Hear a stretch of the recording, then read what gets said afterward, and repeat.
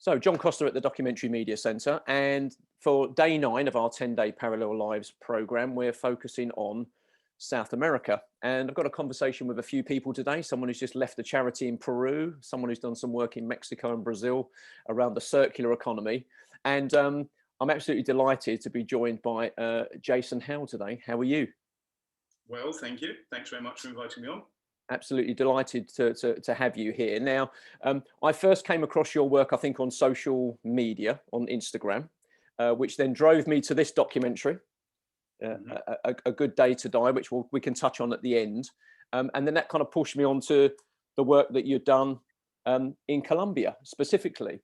And I was absolutely fascinated by the subject matter. And I reached out to you, and I'm delighted you've taken the time to speak to me today, because South America is a bit of a black hole, really, when it comes to the media. It's either politics or things going wrong, or problems and issues and stuff like that, or as you said, the superpowers. Where I was really fascinated to hear about you'd taken this long-term view to the project that you'd done in Colombia, and all sorts of interesting stories and backstories that relate to that, some of which are very well documented, obviously, online. But I really wanted to know how you'd got into photography first, and then how you ended up on that continent, which probably isn't the natural place where someone would go. They'd normally go to Africa or Southeast Asia these days. How you ended up in sort of Central and South America, or Latin America, as people call Mhm. Well, while I was still at high school, I got a job in a local camera shop because I was fascinated by photography and photographic equipment. And gradually, I started getting an interest in sort of travel and so on. And Latin America was always a place that had captured my attention. And the first visits that I made to Latin America were to uh, Argentina and Chile and Brazil. And then in the same year, I traveled all the way through Central America from Mexico all the way down to Panama. And that I was hooked. So that was Latin America was my kind of place. I felt comfortable there. I had no language skills because being a typical British person, we're not sort of all that good without putting in effort to learn other languages initially. But at that stage, there was no interest in conflict photography. That just wasn't on the radar. It was basically just travel and adventure. And then, like many photojournalists, I was inspired by the sort of classic films Salvador and Under Fire, which were about the wars in Salvador, El Salvador, and Nicaragua.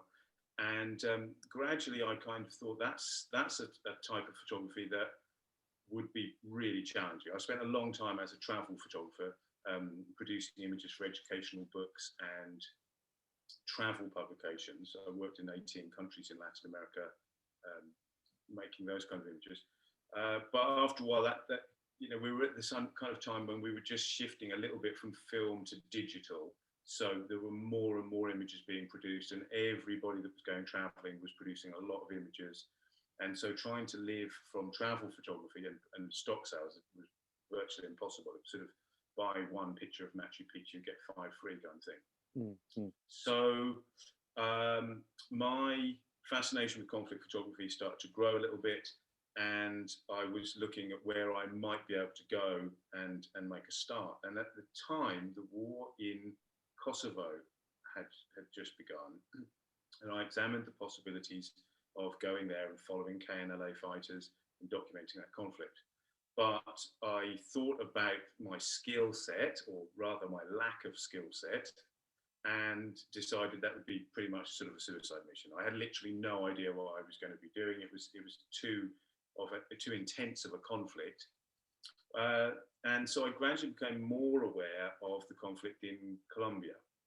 Initially, from an article in The Guardian, which talked about the FARC's Laboratory of Peace. So the Revolutionary Armed Forces of Colombia had been given an area of land that was demilitarized. There were no police presence, no military presence, and they were allowed to use that as an area to negotiate for peace and that kind of thing.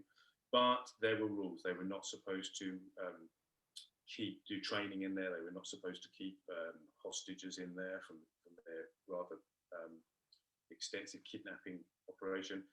They were not allowed to grow coca and so on. And of course, all those things were going on. But they were allowing access to the media.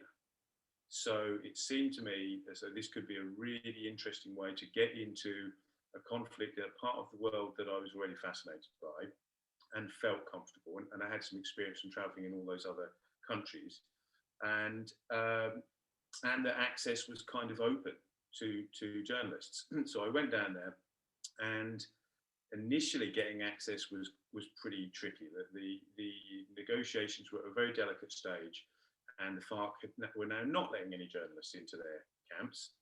And so they sort of said, go and get yourself a hotel in the town, stay there, and when the situation changes, we will let you know. Well, I had given up a job in travel. I was a travel consultant for Latin American travel. I'd given that up, and I'd sort of got myself a few bricks of film and so on. And I had complete sort of shoestring budget. So I said to them, well, I can't really afford a hotel. So they pointed to some old tents that were where the peace negotiators used to kind of stay. And they said, well, you can go and you can stay in there, and we'll see what happens. And I stayed there for a few weeks and sort of made my presence known each day and all this kind of thing.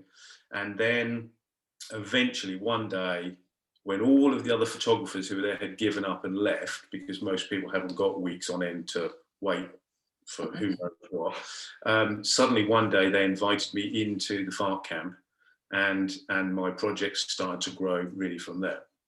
I mean, I think that's an excellent part of the documentary as well, when you watch it and you explain it in that way, that, you know, you'd given up all of this stuff to arrive there. There was no way you were going to go anywhere because you had nowhere else to go. So therefore, I'm going to sleep over there and get closer and closer to the camp. And of course, what you mentioned is trust, isn't it? You've built this trust.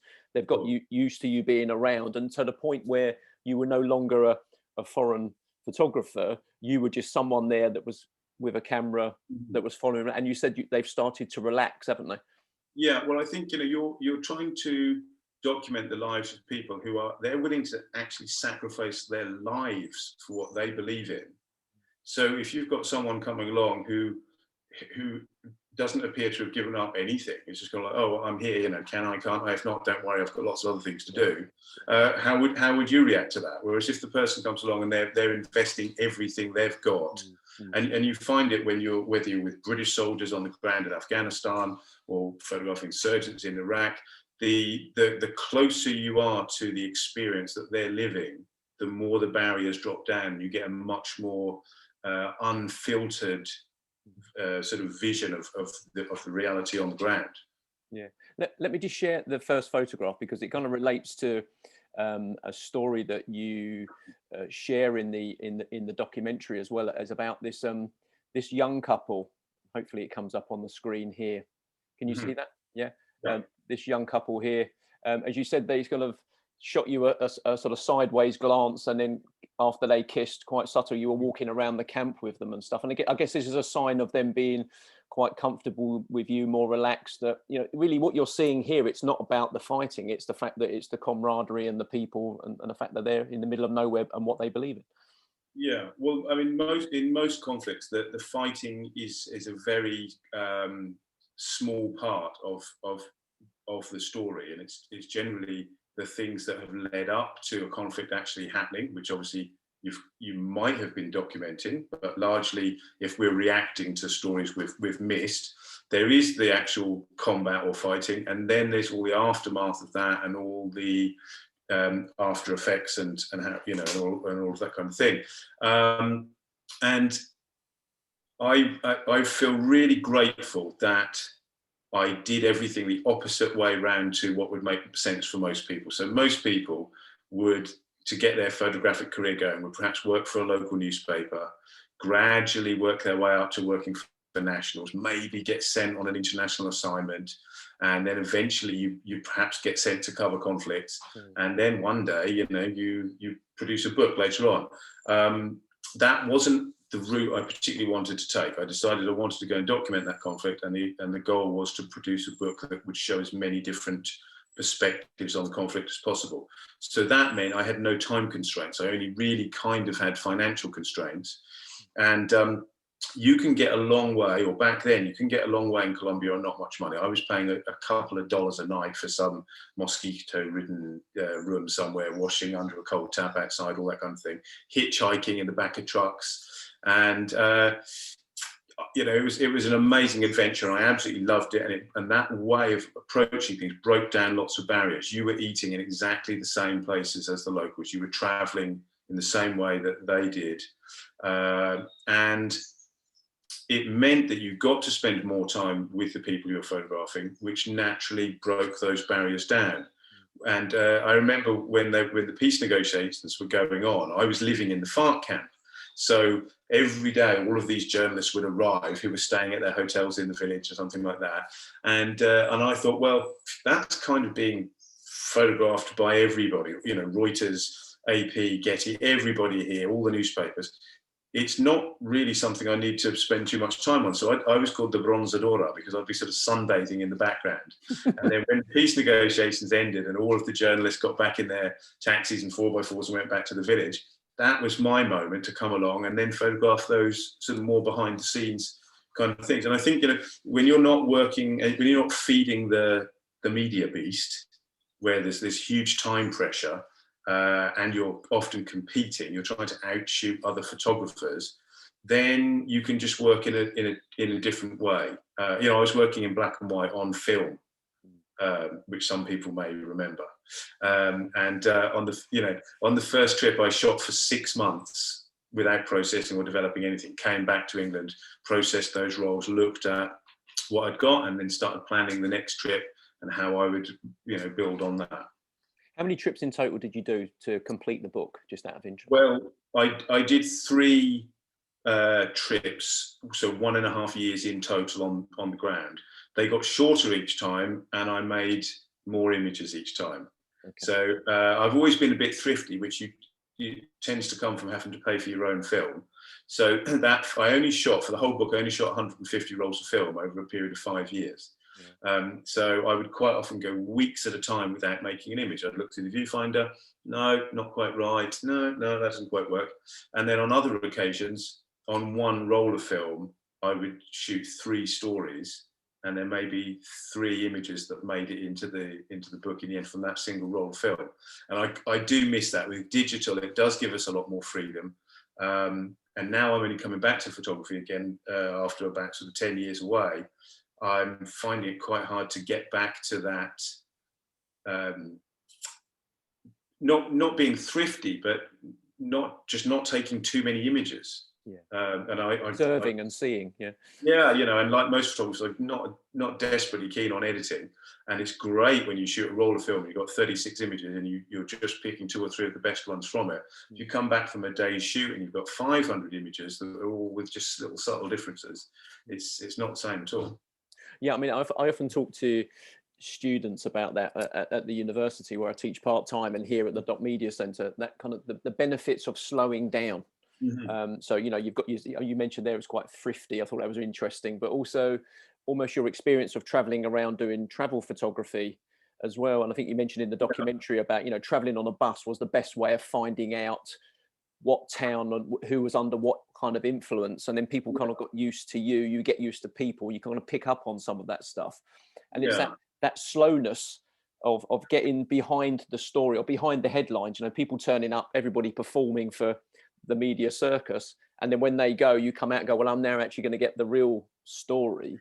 Yeah, well, just things like that little subtle moment really of the couple kissing and that kind of thing.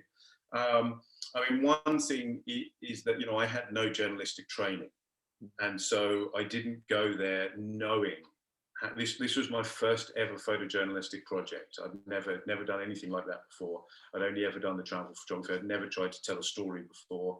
And so it was a massive learning experience. And kind of interestingly, if I look back at that edit now, there are definitely images that I would have included in the book which I didn't, and a few that I would take out. But that's what happens, sort of 15 years on. Hopefully we're continually maturing as photographers and continually maturing as people, and if not, there's something wrong. I like the fact you've come back to it. I think that's what's great. You've taken that period of time, and people can watch the documentary to understand why. I think the fact that you've got back into it, you've fallen back in love with it, I guess. Yeah, well, I think something that happened that made me fall out of love with it is that I didn't have to completely change how I worked, but I ended up going to Iraq in 2003, and I ended up working for all of the major media publications. I did 90 days of assignments for the New York Times, and was working for a lot of publications.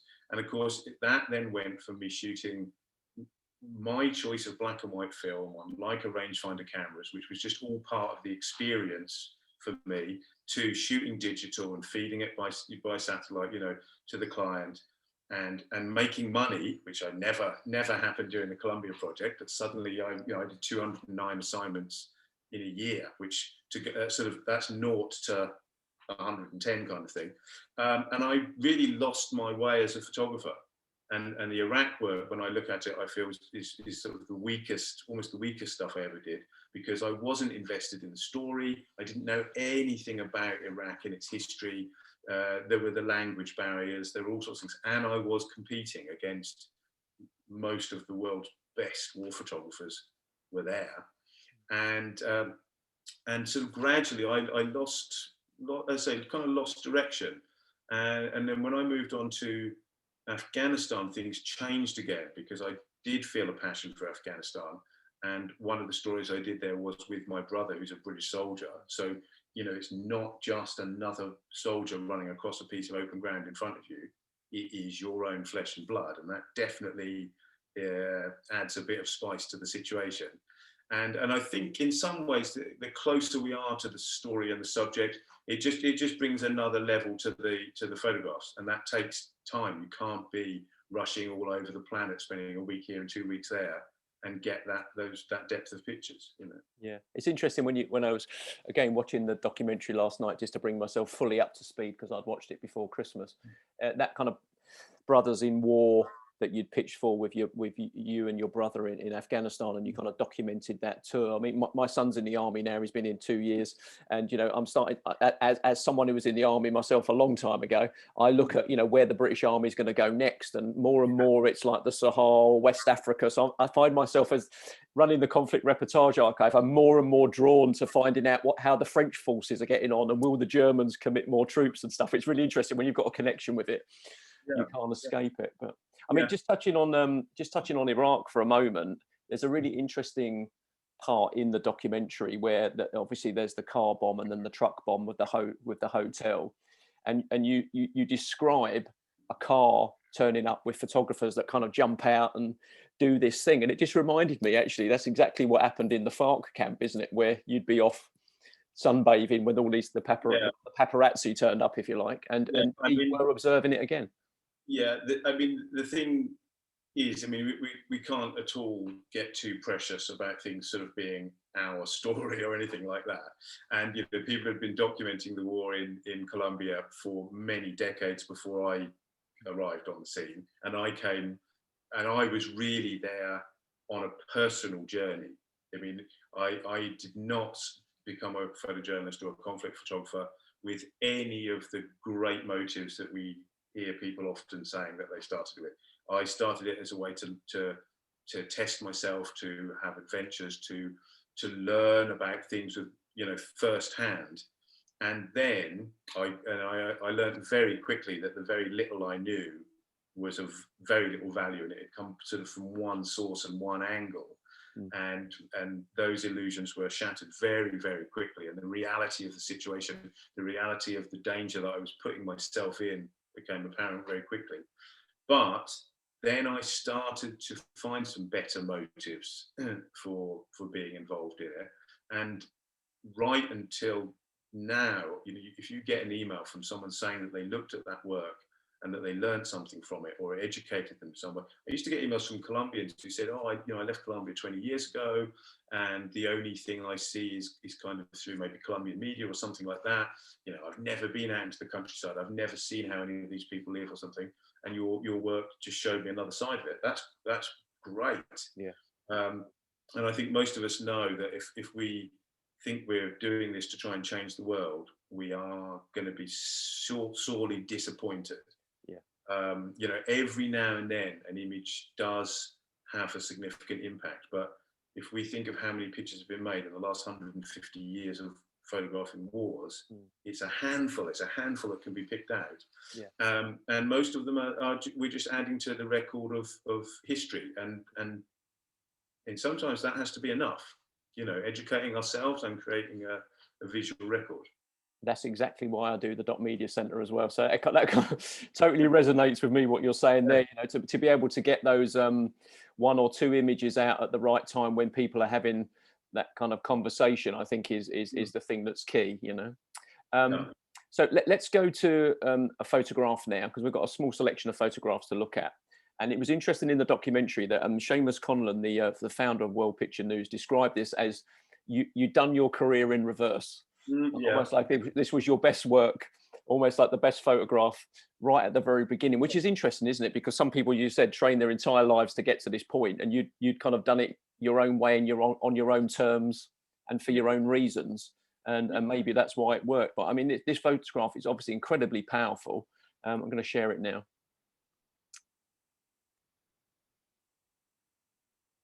I mean, it's almost, I mean, watching Don McCullum's documentary, I think, you know, it gets described that some of these things are quite almost like biblical, aren't they? Sort of Messiah-like, and it's got that kind of quality to me when I looked at it for the first time, particularly in the book, where it's really powerful off the screen when you physically sit there and look at it with a cup of coffee and contemplate it. I mean, you know, just describe to me. And I'm not after anything kind of deep here, Jason. I hope you're getting the impression from me, the kind of things that I'm after. I'm not after any kind of revelation or anything that's not in the documentary. Just when you think back to it now, what does it mean to you? Well, I mean, that image is 19, was made 19 years ago this month. And I can still remember a fair bit about that day. And I think it was the day that I actually felt that I was doing something of value. And the feeling that I had that day, I don't think was replicated again until about 10 years later. And we were in the town that the FARC kind of controlled, and the peace negotiations had broken down. And so the military were coming to retake that zone. And the power station's been blown up, and you know there was a lot of things were not working. So a group of journalists were making a run out to get some money from a nearby town and maybe file some images and various things like that. And so we were driving along in this car, and we came to the roadblock. So the bus was across the road, it was intact, and it had a message on the side saying not to move it because there were explosives planted on it. This was sort of like a warning to the locals, I guess, you know, because otherwise they'd perhaps try and drag it out of the way. And this was where Ingrid Betancourt, one of the presidential candidates, had been kidnapped either the day before or a day before that. This was a roadblock. Her cavalcade of cars were there, all burnt out. And we got out and we wandered around a bit and took a few photographs and drove into the field and rammed the bus and carried on. And then we ran into the government soldiers on foot, marching in to retake the zone. So we all sort of turned around and followed them back because we wanted to see how they were going to deal with this roadblock. And they had some engineers with them. And they said, you folks all need to stay 100 meters away. This is very dangerous. And we were kind of thinking, well, we were standing right next to it before you guys got here, and so on. So everybody was about 100 or 200 meters away, quite a way away. And then they sent a team forward, and I kind of managed to sneak in with them. And because I mean that's sort of the classic thing with photographers and journalists, that we always take no as somebody's opening gambit. That's definitely not the definitive. It's an invitation. Yeah, that's kind of like, okay, now you're being challenged to see if you can find a way to achieve what you need to achieve. So we were there for a while. These two chaps here were tying lines onto those doors on the front of the bus there, the sort of cargo doors, and pulling them open in case they were booby trapped. they were doing a few things that were odd to see for bomb disposal experts, sort of kicking things and poking things. But and I went around the other side of the bus, and I had walked a small distance away, and just sort of glanced down at my camera or something to see how many frames of film I'd got left, and there was this pretty big explosion. And I was sheltered by another vehicle, so all the glass that blew out of those windows and all the metal fragments and everything didn't come anywhere near me. And I sort of ran round the bus, and there was a big cloud of smoke, expecting to see these guys at a safe distance saying, look, we've found the device. And instead, these guys were laying as they are there, and there was another dead soldier off to the side with one arm missing and so on. And that is not what I had expected. I had no experience of conflict zones. I'd never seen anything like this before in my life. And it isn't like arriving at a scene when you know something's happened.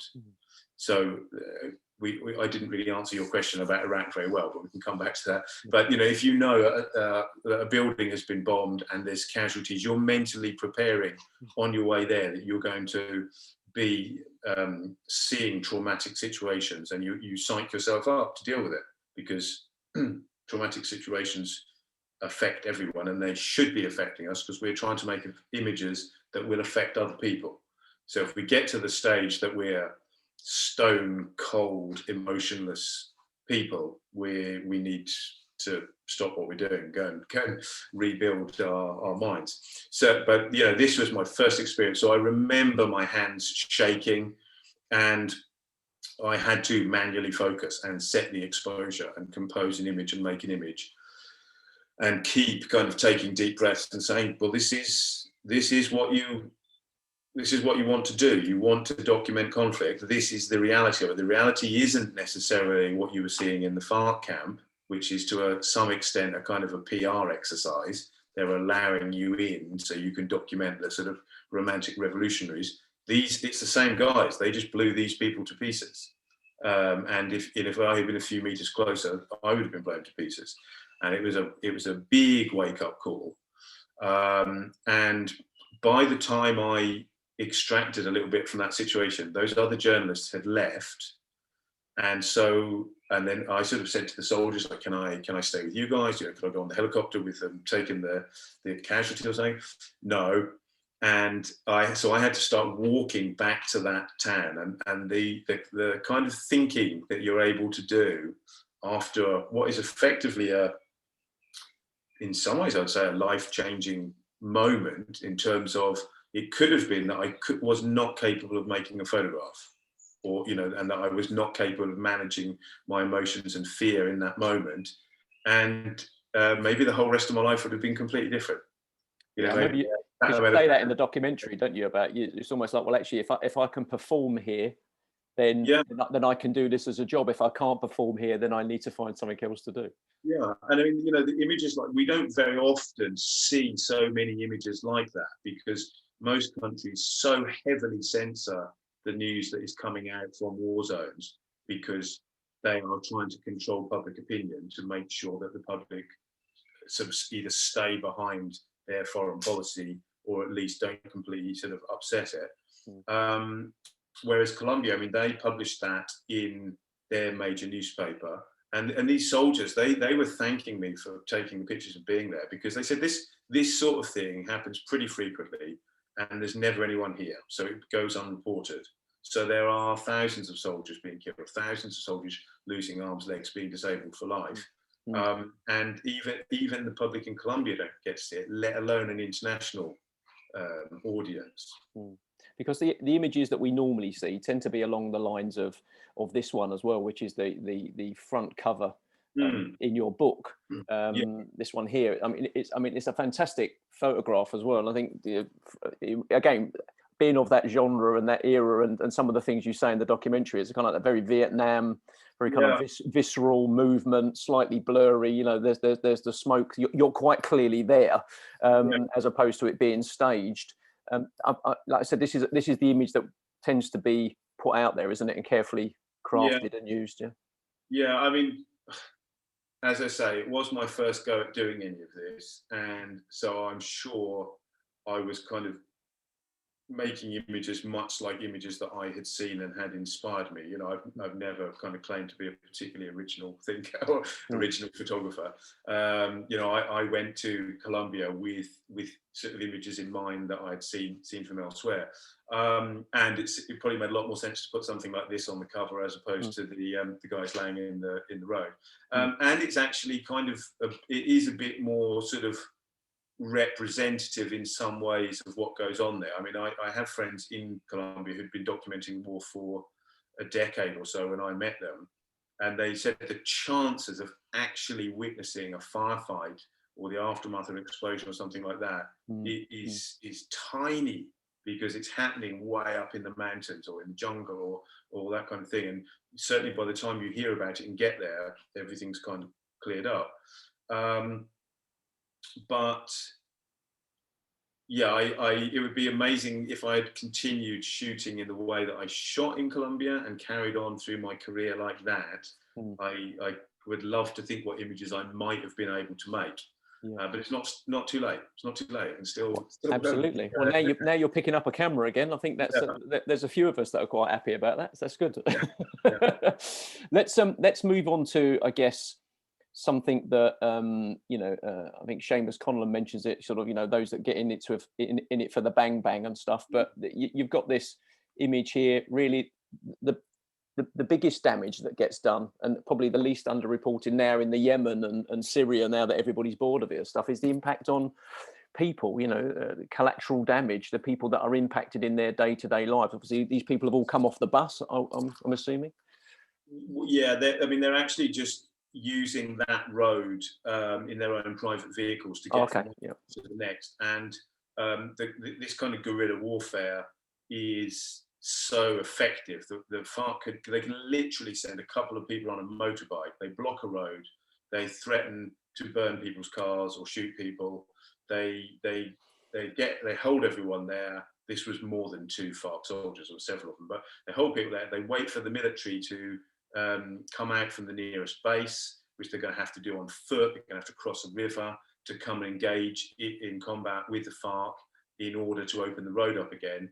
And the FARC basically will trade shots with them from a distance, and then once the military get close enough to perhaps cause serious damage, the FARC rebels melt away into the jungle. And you can just do that over and over and over again for 50 years, and gradually wear the state down, wear the public down, and so on. Incredibly effective, isn't it? Say again. Incredibly effective. Yeah, absolutely. And but, you know, just imagine that you can't even move from one village to another without the possibility of this happening, and that your children, at the age you can see of the children, some of those pictures, that they could possibly become accustomed to gunfire and to people walking around with weapons and death. I mean, in some of those places, there's a few people killed every single day. I don't know if you have the image of the funeral near, but this was down in Puerto Asís near the Ecuadorian border, and I arrived in the town as a sort of return visit, coming back there again to do some more photography, and immediately saw a funeral procession. And so I approached people on the edges of it and asked if there was any way I could be granted permission to document the scene. And they spoke to the family and explained that I was there and I was working on a project about the conflict, and they said that would be okay. And that meant I could gradually work closer and closer towards this scene.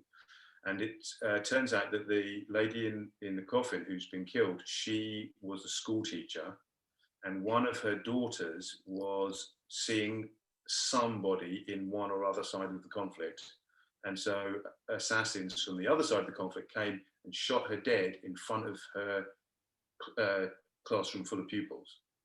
And so just imagine at 7 years of age or something, the person who is one of the biggest influences and role models in your life is murdered in front of you. How does that affect your life going forward from there? And when that starts to become something that happens regularly in the area that you live,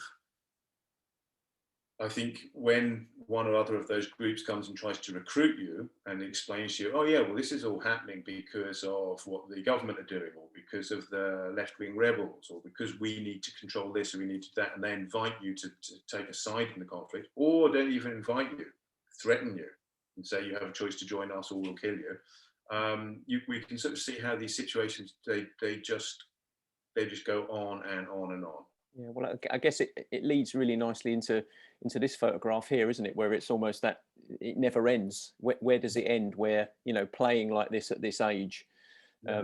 it's I said it's either it's you're playing like this because it's there all the time, or this is one of those small stepping stones to you then having to pick a side at a particular age, and then becoming involved in that conflict as well. Yeah, well, I mean, I think boys, you know, everywhere in the world play with guns. It's you know, it's a really normal thing. Children, parents buy their children plastic guns and don't really think too much about it. Now, in lots of cultures, the possibility of them ever really coming into contact with real guns is pretty slim. But there are, of course, a lot of other places in the world where it's a real possibility, and there are probably places where they don't even ever play with toy guns. They get a real gun at a very young age. But this image was made in a place called Bella Vista, which is out in the El Choco region along the Atrato River. And in this particular village, the paramilitaries were in control, and they'd set up a kind of a bunker in front of the church, and the FARC were attacking the town. So all of the population hid inside the church, and the FARC fired in one of their homemade mortars, which the IRA helped them to develop. They were made using gas cylinders, and they're notoriously inaccurate.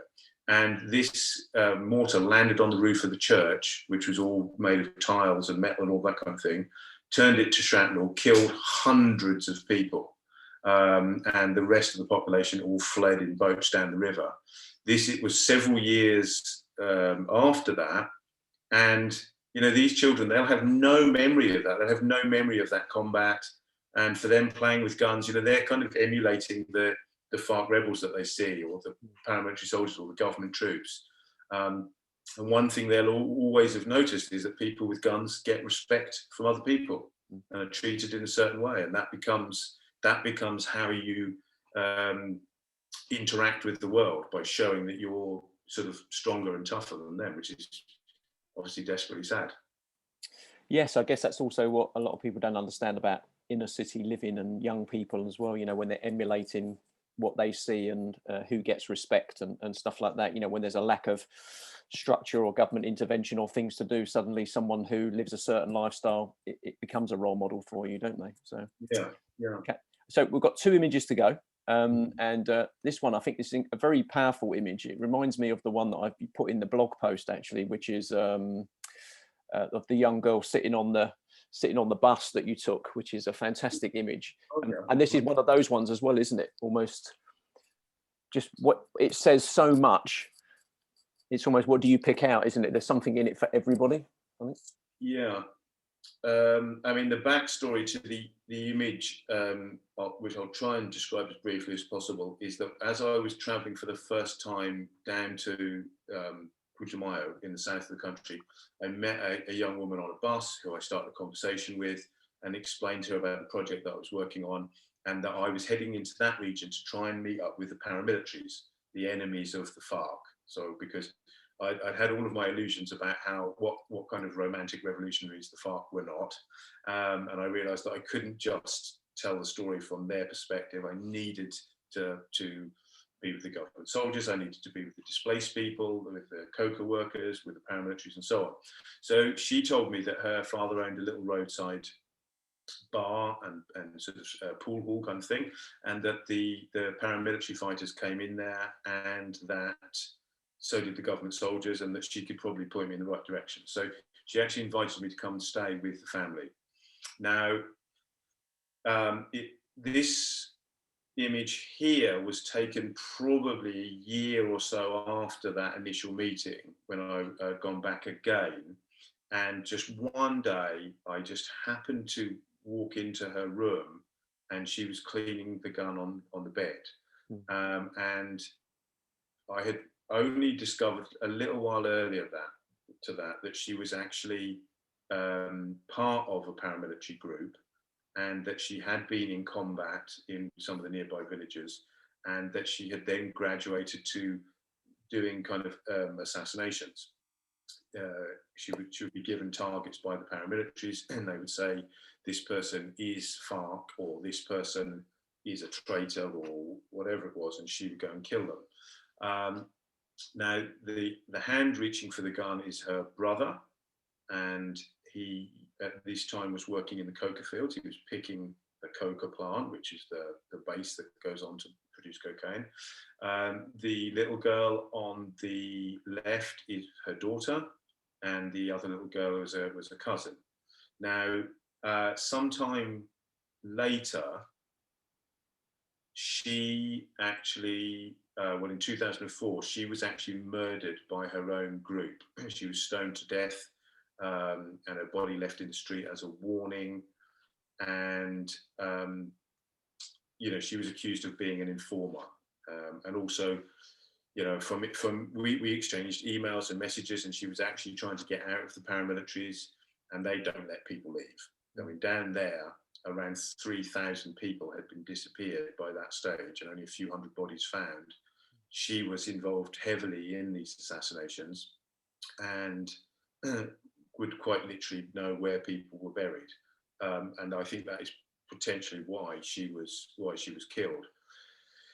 Now, the daughter, I actually communicated with her 2 days ago. She survived a situation that many people do not. She managed to not get drawn into the paramilitary. She did not get drawn into their rivals, who would perhaps say, what, do you want to get revenge for the people that killed your mother? She is now studying to be a social worker. I was going to say, she must be university age. Yeah. Yeah. And it's amazing. She got in touch with me when she turned 18, I believe, and wanted to know more about her mum's story, because her grandparents who raised her, it was something they wanted to try and protect her from. Her mother is buried in the local cemetery. Her aunt is also buried there. Her uncle, so the chap in that picture reaching for the gun, he identified her mother's body. He never spoke again. He never fed himself again. He never walked again. I saw him 6 months after that. He was just like a skeleton, wearing like an adult nappy, incapable of almost any form of communication. One of the most awful things I've ever seen. Sorry, one sec. So the fact that she has managed to get out of that is incredible. That was one of my questions for you, actually, after watching the documentary again last night, was, were you still in touch, and was she able to avoid being drawn into it because of her mother's involvement? Then naturally these people tend to control other people by bringing certain people into it, don't it? I mean, it's the kind of modus operandi of these kind of groups anywhere in the world. So that's wonderful. She wants to be a social worker, did you say? Yeah. And I'm trying to do what little I can to support her and help that happen. I mean, Colombia is still embroiled in conflict. Mm-hmm. The peace process meant that the FARC gave up weapons and tried to go into a program of rehabilitation and so on. But then, as far as I can gather, the government did not fulfill their ends of the bargains. The other armed groups moved in and took over the territory that the FARC were controlling, and the cocaine trade and so on there. And the fight in Colombia rather is not obviously just about cocaine. It's about every other resource that's there. Everything is being exploited, and people are fighting for control over all of that, whether it's oil, whether it's coal, whether it's timber, whether it's, there's so many things. And, if you live in these tiny villages a long way from much sort of governmental development or something like that, whichever armed group is in control, they own you. They own your life, and she has now escaped from the countryside, and she's in Bogota, and she's trying to find work, and she's trying to build a life for herself. And but for every one person that manages to do that, there are so many that don't. That conflict produced more than 6 million internally displaced people. It might even have got up as far as 7 million people who've had to flee their homes because of the violence. And a lot of it is to produce things that we are consuming, whether that's cocaine or whether it's the coal that is exported to fuel power stations to make the electricity that we use to charge our 1,000,001 devices that we can no longer live without. In many ways, we're all kind of implicated in the things in these various conflicts. Absolutely. It's interesting, actually. I was just looking there on my phone. I've got a conflict reportage archive flipboard that I put stories into. I mentioned Western Sahara earlier, didn't I? And there was something in there a day ago that I put in for our talk today, where it said that they'd found the remains of 416 possible internal war victims in Colombia one day ago. Yeah. So even now, it's there, kind of that Mexican feel of people being found and stuff. You know what I mean? And it's so tragic. So one story of one person being able to get away and live the life that they should be allowed to live, like many others. I think that's why it's important to tell that story, isn't it? So. Yeah.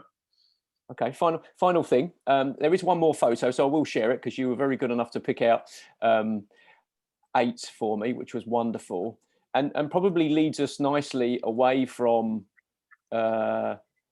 what some of that more obvious stuff that people would think of Colombia, the sort of the conflict side of it, a bit like the soldier with the helicopter and maybe even the bombing as well, into some of the things that you then went on and did, as it documents in the documentary.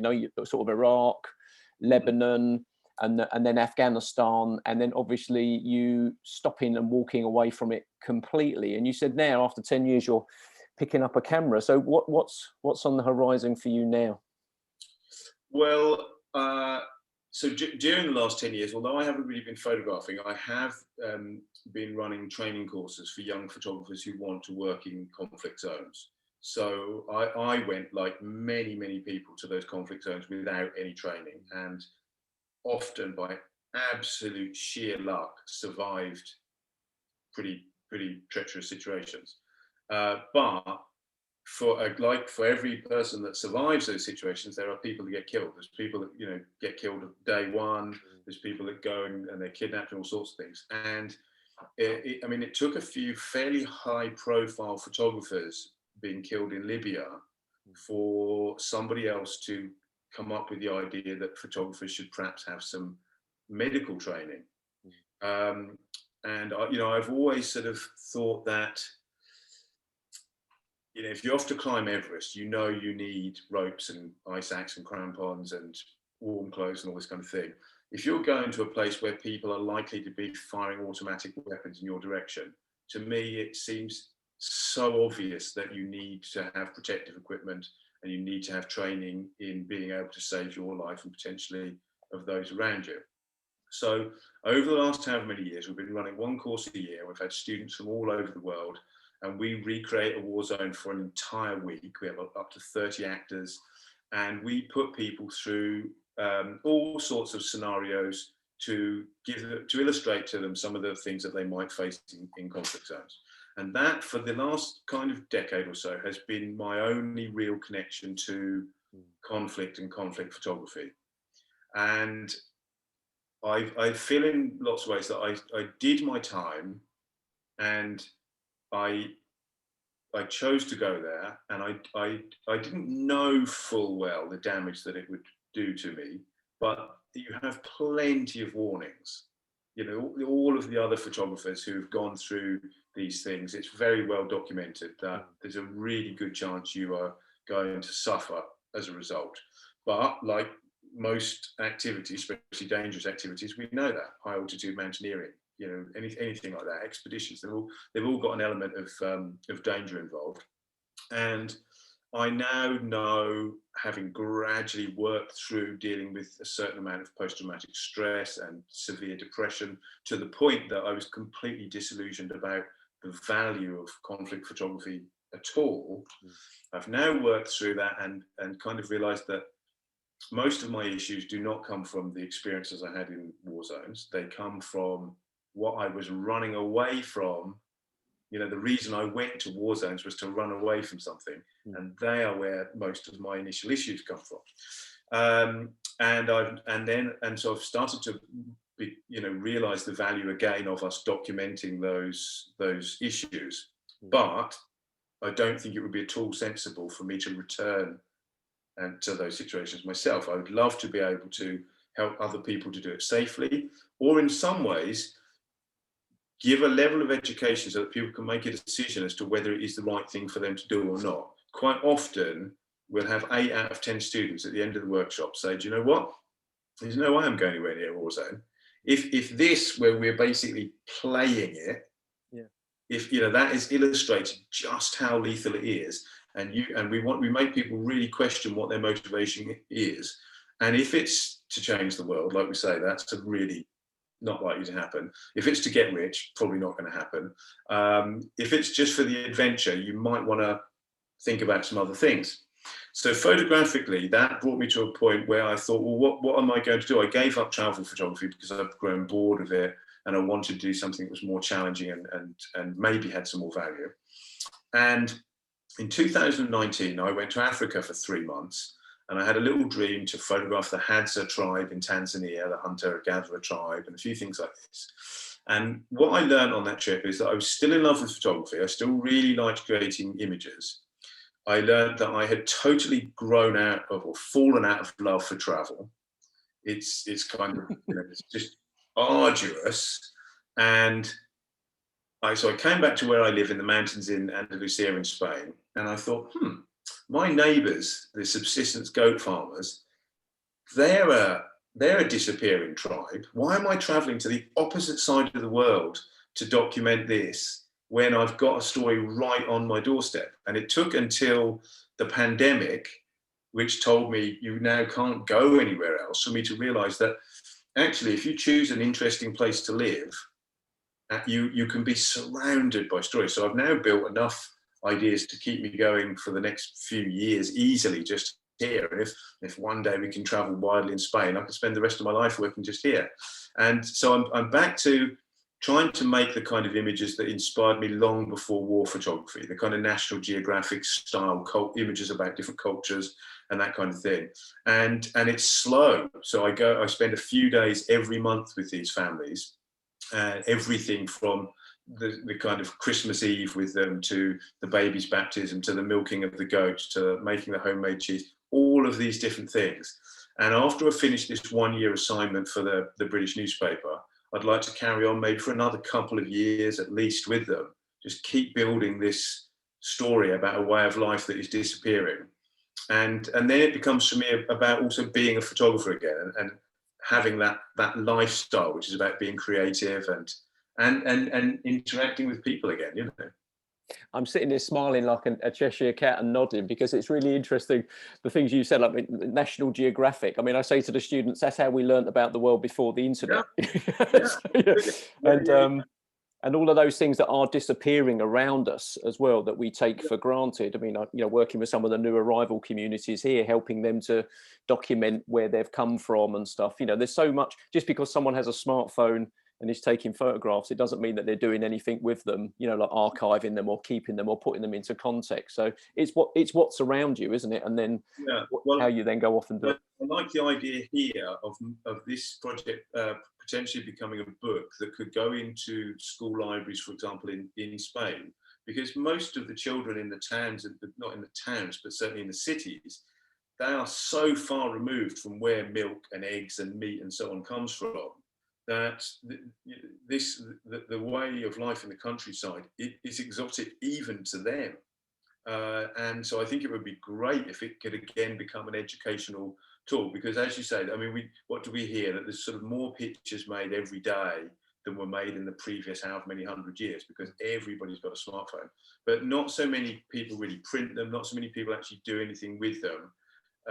If all images are consumed sort of at that size on a phone and looked at for a second at a time, I don't really know how much value that has. I would much rather that 10 people actually bought a book and took it home and looked at every picture and maybe looked at it again in a few years' time, and maybe another generation looked at it later. I'd rather that than sort of thousands of people just sort of swipe through your images. Yeah, absolutely. That kind of superficial like and the little clap emoji or the thumbs up, you know. Yeah. I think you've gone full circle, my friend. It sounds like you're back to looking at educational books and but maybe just not traveling so far. It feels really good. I'm feeling kind of healthier and certainly more passionate about photography than I have for about 10 years. And I think what I'd like to do in the future is perhaps invite maybe 4 other photographers, students, to come here and have this same experience. So we go out and we spend a few days working with these farmers and that kind of thing. So people can kind of realize that it's much better to spend more time on something simpler in a smaller area and really build a relationship and make great images, rather than sort of trying to rush around all over the world, this exotic thing and that exotic thing. And you're just making an image that kind of makes your portfolio look interesting, as though you've done lots of things, but there's nothing there with any depth to it. Yeah. Have you really learned anything or experienced anything from those places? Listen, Jason, thank you so much for taking the time to speak to me. Hopefully this is the first of a few more. Maybe one catching up specifically with you about the your idea of this disappearing tribe in Spain and the book for the Spanish schools. I think that's quite fascinating. Or maybe we pick another country and we do something specific where we focus on that. There's you've been to too many places for me not to ask you again to do something, and hopefully you've enjoyed it as well. Everybody has got something like this near them. Whatever country you are in the world, there is something disappearing from your culture. And with all these photographers who are so frustrated because they can't travel, I believe that is the key, to look at the closest thing you can start working on. And whatever's going to happen with the pandemic and freedom of travel, that's just going to happen. It's outside of our influence, but we can definitely influence what we do tomorrow and next week. And so we might as well concentrate on our own sphere of influence, really. That's great. Thanks very much. I really appreciate you taking the time, and stay safe. Yeah. Thanks very much.